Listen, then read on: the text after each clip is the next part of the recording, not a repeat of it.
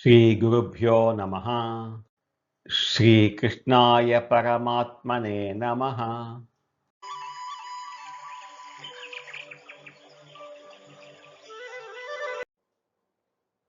భగవద్గీత దైవాసుర సంపద్విభాగ యోగంలో ఈరోజు మనం 8, 9 శ్లోకాలను తెలుసుకుందాము. ఇంతకు ముందు శ్లోకంలో రాక్షస స్వభావం ఉన్న వారి ప్రవర్తన ఎలా ఉంటుందో తెలుసుకున్నాం కదా. ఈ 8వ శ్లోకంలో వారి ఆలోచన విధానం ఎలా ఉంటుంది, ఈ సృష్టి పట్ల వారికున్న విచిత్రమైన నమ్మకాలు ఏమిటో కృష్ణుడు వివరిస్తున్నారు. అసత్యమప్రతిష్టంతే జగదాహురనీశ్వరం అపరస్పర సంభూతం కిమన్యత్ కామహైతుకం. రాక్షస బుద్ధి ఉన్నవారు వేదాలను, భగవంతుడిని ఏ రకంగా వ్యతిరేకిస్తారో వివరిస్తున్నారు. అసత్యం అప్రతిష్టంతే జగత్ ఆహుహు అనీశ్వరం. వారు జగత్తు ఆశ్రయరహితమని, అసత్యమని, ఈశ్వరుడు లేడు అని పలుకుతారు. అసత్యం వాళ్ళ దృష్టిలో కంటికి కనిపించే ఈ భౌతిక ప్రపంచమే సత్యం, నిజము. ఆత్మ, పరమాత్మ, కర్మ సిద్ధాంతం ఇవన్నీ అబద్ధాలు అని వాదిస్తారు.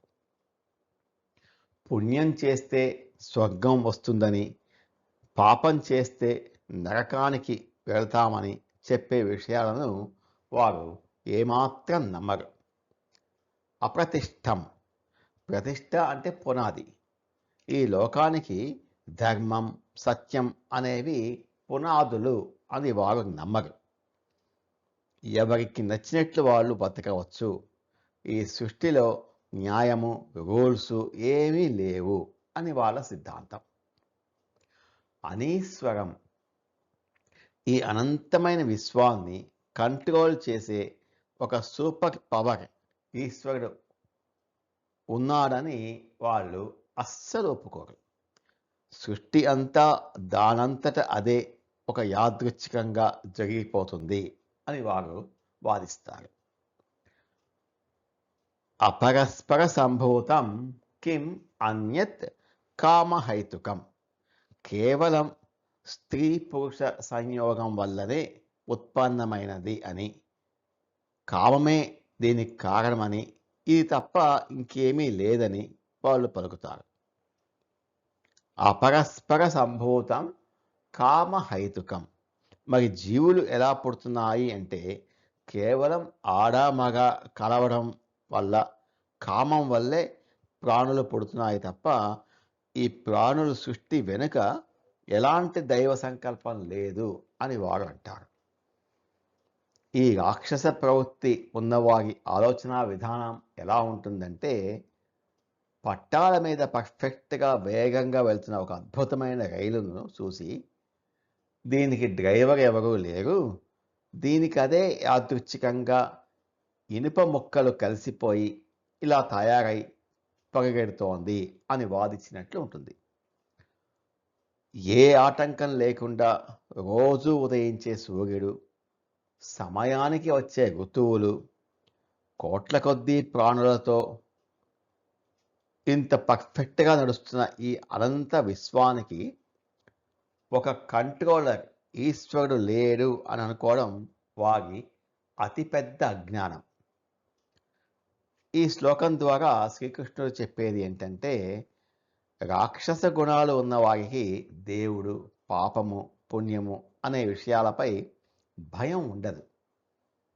దేవుడు లేడు, అంతా మనిష్టమే అని నమ్మడం వల్లే వాళ్ళు తమ స్వార్థం కోసం ఎంతటి క్రూరమైన పాపపు పనులకైనా భయం లేకుండా తెగబడతారు. అదే వారి పతనానికి నాంది పలుకుతుంది.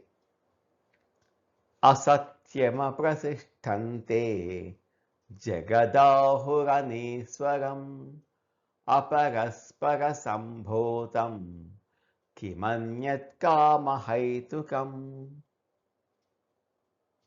ఈ జగత్తు సత్యమైంది కాదు, దీనికి ఎలాంటి ఆధారము అంటే ధర్మం లేదు, దీన్ని నడిపించే దేవుడు ఈశ్వరుడు అంటూ ఎవరు లేరు అని రాక్షస స్వభావం కలవారు అంటారు. కేవలం స్త్రీ పురుషుల కలయిక వల్లనే ఈ సృష్టి జరుగుతోంది, కాలమే దానికి కారణము, వేరే దైవ సంకల్పం ఏమీ లేదు అని వారు వాదిస్తారు. 9వ శ్లోకం. మరి ఇటువంటి ఆలోచనా విధానం, నాస్తికత్వం సమాజంపై ఎలాంటి ప్రభావాన్ని చూపుతుందో, దానివల్ల నష్టం ఏమిటో ఈ 9వ శ్లోకంలో స్వామి వివరిస్తున్నారు. 9వ శ్లోకం. ఏతాం దుష్టిమవష్టభ్య నష్టాత్మానోల్పబుద్ధయః ప్రభవంత్యుగ్రకర్మాణః క్షయాయ జగతో హితాః. దేవుడు, ధర్మం అనే భయం లేకపోతే మనిషి ఎలాంటి రాక్షసుడిగా మారిపోతాడో ఈ శ్లోకం వివరిస్తోంది. ఏతాం దృష్టిం అవష్టభ్య నష్టాత్మానః అల్పబుద్ధయః. ఈ మిథ్యావాదనమును, నాస్తిక దృష్టిని అవలంబించి తమ స్వభావమును కోల్పోయిన వారైన మందబుద్ధులు, కర్మ సిద్ధాంతం లేదు, పాపపుణ్యాలు లేవు అనే తప్పుడు ఆలోచనను వీళ్ళు బలంగా నమ్ముతారు. తప్పు చేస్తే పైవాడు చూస్తున్నాడు అనే భయం వీళ్ళకు ఏ కోసాన ఉండదు. ఈ అహంకారం, స్వార్థం వల్ల ముందుగా వాళ్ళు తమ సొంత ఆత్మను తామే నాశనం చేసుకుంటారు, పతనమైపోతారు. అంటే మళ్ళీ నీచ జన్మలు ఎత్తటానికి సిద్ధమవుతారు. వీళ్ళు భౌతికంగా పెద్ద చదువులు చదువుకొని ఉండొచ్చు, కానీ పరమాత్మ దృష్టిలో వాళ్ళు అల్పబుద్ధులే. ఎందుకంటే వాళ్ళ తెలివితేటలు కేవలం డబ్బు సంపాదించడానికి, ఇతరులను ఎలా మోసం చేయాలి అనే దానికి మాత్రమే పరిమితం. వీరికి ఆధ్యాత్మికమైన దూరదృష్టి ఉండదు. ప్రభవంతి ఉగ్రకర్మాణాః క్షయాయ జగతః అహితాః. అందరికీ అపకారం చేయనట్టి క్రూర కర్మలను ఆచరించువారై జగత్తు యొక్క వినాశము కొరకే సమర్థులగుచున్నారు. ఉగ్ర కర్మాణః క్రూరమైన పనులు చేసేవారు. పాపం అనే భయం లేకపోవడం వల్ల తమ స్వార్థం కోసం ఎంతటి దారుణాలకైనా వీరు తెగబడతారు. డబ్బు కోసం కల్తీ ఆహారం అమ్మడం, ప్రకృతిని నాశనం చేయటం, అమాయకులను మోసం చేయడం, హింసించడం లాంటి భయంకరమైన పనులు చాలా సులభంగా చేసేస్తారు. క్షయాయ జగతః అహితాః. జగత్తును నాశనం చేసే శత్రువులు.